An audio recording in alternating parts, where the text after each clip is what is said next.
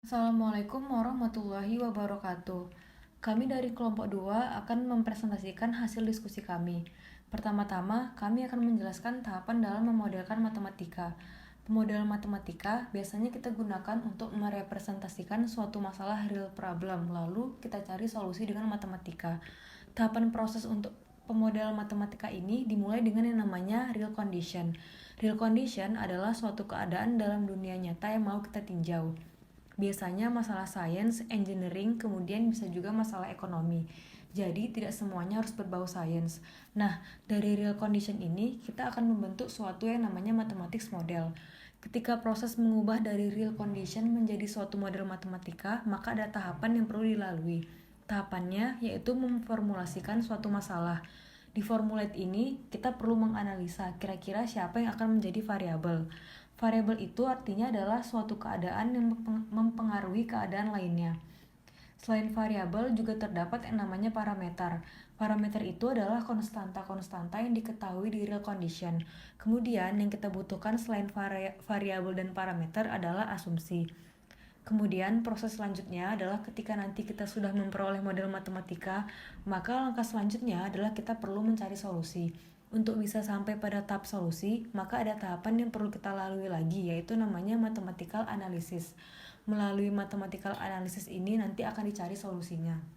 Selanjutnya akan membahas mengenai soal dari tugas proyek yang telah diberikan. Kasus 1.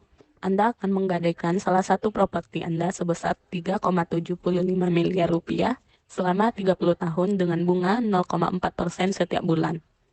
A. Tentukan pembayaran bulanan P yang memungkinkan untuk melunasi hutang Anda dalam 360 bulan. B. Sekarang asumsikan Anda telah membayar hutang Anda selama 8 tahun dan Anda mendapat kesempatan untuk mendapat pinjaman baru. Pilihan yang ditawarkan adalah pinjaman selama 20 tahun dengan bunga per tahun 4% yang dibayarkan per bulan atau pinjaman 15 tahun dengan bunga per tahun 3,8% yang dibayarkan setiap bulan. Masing-masing pilihan mengharuskan Anda membayar sebesar Rp37.500.000 sebagai biaya penutupan pinjaman. Tentukan pembayaran per bulan P untuk kedua pilihan ini. Apakah mengambil pinjaman kembali adalah pilihan yang baik? Jika iya, manakah yang Anda pilih? Pinjaman 20 tahun atau 15 tahun? Pembahasan kasus 1 bagian A.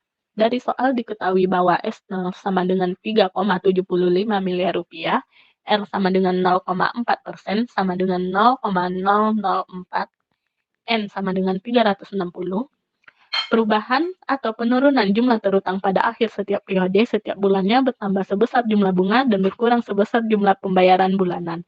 Model dari permasalahan ini adalah delta Sn sama dengan Sn tambah 1 dikurang Sn sama dengan Rsn dikurang P untuk persamaan 1. P menunjukkan pembayaran bulanan yang memungkinkan pinjaman untuk dilunasi. Dari persamaan 1 diperoleh Sn tambah 1 sama dengan Sn ditambah Rsn dikurang P sama dengan 1 ditambah R dikali Sn dikurang P. Pinjaman harus dilunasi dalam 360 bulan, sehingga pinjaman awal pada akhir bulan ke-360 atau S360 haruslah 0. Untuk mendapatkan rumus Sn, samakan S360 dengan 0. Ambil N sama dengan 0 sehingga diperoleh S1 sama dengan 1 ditambah RS0 dikurang P, S2 sama dengan 1 ditambah R kuadrat S0 dikurang 1 ditambah R P dikurang P. Untuk N sama dengan 3 diperoleh persamaan S3 sama dengan 1 ditambah R pangkat 3, S0 dikurang 1 ditambah R pangkat 2P dikurang 1 ditambah R P dikurang P. Untuk N sama dengan 4 diperoleh persamaan S4 sama dengan 1 ditambah R pangkat 4 S0 dikurang 1 ditambah R pangkat 3P dikurang 1 ditambah R pangkat 2P dikurang 1 ditambah RP dikurang PP. Dari persamaan di atas diperoleh rumus Sn sebagai berikut. Sn sama dengan 1 ditambah R pangkat N S0 dikurang P sama dengan 1 ditambah R pangkat 4 S0 dikurang 1 ditambah R pangkat 3P dikurang 1 ditambah R kuadrat P dikurang 1 ditambah RP dikurang P kali P.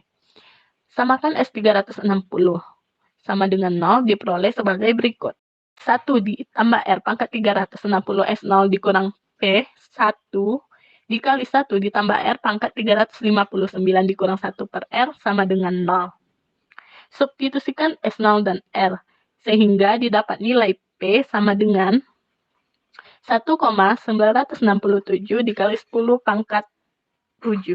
Jadi pembayaran bulanannya adalah sekitar Rp19.674.950.000. Pembahasan kasus 1 bagian B. Diketahui R sama dengan 0,004 per bulan, P sama dengan Rp19.674.950. S0 sama dengan Rp3.750.000.000, N sama dengan 8 kali 12 sama dengan 96 bulan. Hitung jumlah yang tersisa untuk dibayar. Diperoleh S96 sama dengan Rp3.204.174.561. Ini adalah jumlah yang harus dibayar, yaitu jumlah awal untuk opsi pembiayaan kembali. Untuk opsi pertama diperoleh R sama dengan 4% per tahun dengan bunga yang dibebankan setiap bulan sebesar 0,33%. S0 sama dengan Rp3.204.174.561 dan untuk N sama dengan 20 dikali 12 sama dengan 240. Gunakan rumus yang sama dengan S240 samakan dengan 0, karena pinjaman akan dilunasi dalam 240 bulan. Maka S240 bulan sama dengan 1 ditambah R pangkat 240 S0 dikurang P1 dikali 1 ditambah R pangkat 239 dikurang 1 per R sama dengan 0. Substitusikan S0 dan R. Diperoleh nilai P1 sama dengan Rp19.409.914. Untuk opsi kedua diperoleh R sama dengan 3,8% per tahun dengan bunga yang dibebankan setiap bulan sebesar 0,32%. S0 sama dengan Rp3.204.174.561 dan N sama dengan 180. Gunakan rumus yang sama dan S180 samakan dengan 0 karena pinjaman akan dilunasi dalam 180 bulan. Maka S180 sama dengan 1 ditambah R pangkat 180 S0 dikurang P2 dikali 1 ditambah R pangkat 179 dikurang 1 per R sama dengan 0. Substitusikan S0 dan R. Diperoleh nilai P2 sebesar Rp23.368.297. Kemudian periksa jumlah total uang yang diperlukan untuk melunasi pinjaman jika ada sisa jangka waktu dalam kasus pertama dan jumlah pembiayaan kembali dalam kasus terakhir. Kasus pertama, total bayar tanpa pinjaman baru sebesar Rp5.194.187.007. Kasus kedua, total bayar pinjaman baru 20 tahun sebesar Rp4.695.879.526. Kasus ketiga, total bayar pinjaman baru tahun sama dengan sebesar Rp4.243.793.576. Dilihat dari besar pembayaran per bulan, pinjaman baru 20 tahun lebih menguntungkan. Jika dilihat dari total pembayaran hingga lunas, pinjaman baru 15 tahun lebih menguntungkan. Jadi dapat disimpulkan bahwa lebih baik mengambil pinjaman baru daripada lanjut pinjaman lama. Untuk kasus 2, para sosiolog mengenali sebuah fenomena yang disebut difusi sosial, yang merupakan penyebaran sebuah informasi, inovasi teknologi, atau mode budaya di antara suatu populasi. Anggota populasi dapat dibagi menjadi 2 kelas, yaitu mereka yang memiliki informasi dan mereka yang tidak. Dalam populasi tetap yang ukurannya diketahui, maka masuk akal untuk mengasumsikan bahwa tingkat difusi sebanding dengan jumlah yang memiliki informasi dikalikan dengan jumlah yang belum menerimanya. Jika N menyatakan jumlah orang yang memiliki informasi dalam populasi N orang setelah N hari, rumuskan sistem dinamik untuk memperkirakan perubahan jumlah orang dalam populasi yang memiliki informasi tersebut. Pembahasan, jika X menyatakan jumlah individu yang menerima informasi dalam sebuah populasi setiap N orang, model yang dapat dibentuk ialah persamaan 1, dx per dt sama dengan k kali x dalam kurung N kurang x. T di sini adalah waktu dan K adalah konstanta positif. Berdasarkan model yang dibentuk, diperoleh persamaan 2 dan 3. dx per x dalam kurung N kurang x sama dengan K dt. dx per x ditambah dx per N kurang x sama dengan K kali N dt. Integralkan kedua ruas pada persamaan 3 untuk memperoleh nilai T. Integral dx per x ditambah integral dx per N kurang x sama dengan integral K kali N dt. Diperoleh persamaan 4, ln x dikurang ln N kurang x sama dengan K kali N kali T ditambah C. Jika diasumsikan kondisi awal x T0 sama dengan x0, maka diperoleh persamaan 5.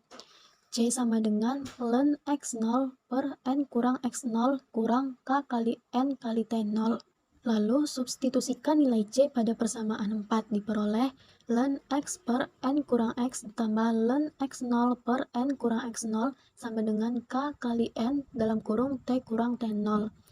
Lalu diperoleh persamaan 6, ln sama dengan X dalam kurung N kurang X0 per X0 dalam kurung N kurang X0 sama dengan K kali N dalam kurung T kurang T0. Eksponenkan kedua ruas pada persamaan 6, diperoleh X dalam kurung N kurang X0 per X0 dalam kurung N kurang X sama dengan eksponen K kali N dalam kurung T kurang T0. X dalam kurung N kurang X0 sama dengan X0 dalam kurung N kurang X dikali eksponen K kali N dalam kurung T kurang T0. X0 kali N kali eksponen K kali N dalam kurung T kurang T0 sama dengan X dalam kurung N kurang X0 ditambah X0 dikali X dikali eksponen K kali N dalam kurung T kurang T0. XT sama dengan X0 dikali N dikali eksponen K kali N dalam kurung T kurang T0 per N kurang X0 ditambah X0 kali eksponen K kali N dalam kurung T kurang T0.